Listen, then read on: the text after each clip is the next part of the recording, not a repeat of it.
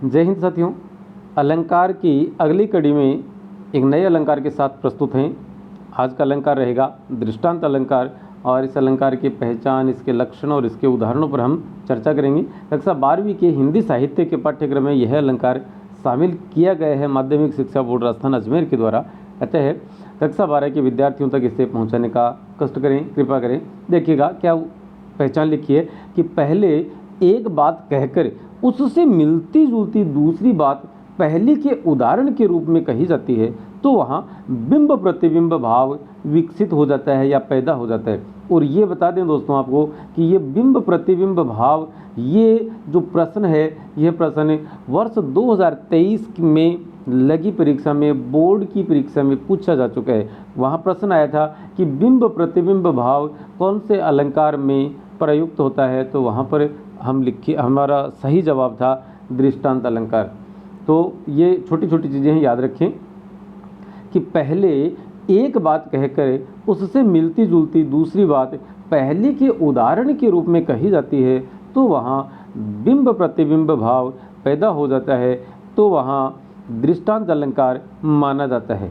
उपमा अलंकार में साधारण धर्म एक होता है जबकि दृष्टांत में मिलता जुलता होता है। उदाहरण के रूप में लिखा है कि शिव औरंग ही जीत सके और न राजा राव, हत्थी मत पर सिंह बिनु आन न घाले गाँव। कि औरंगजेब को शिवाजी ही जीत सकते हैं और न राजा राव, और किसी राजा राव के यह वश की बात नहीं है।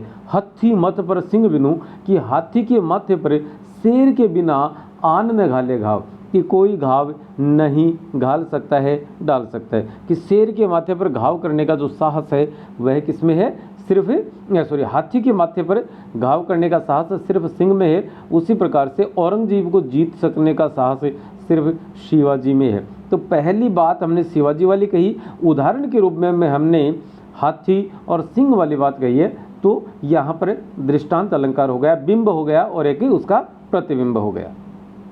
आगे लिखते हैं कि पापी मनुज भी आज मुख से राम नाम निकालते, देखो भयंकर भेड़िए भी आज आंसू डालते।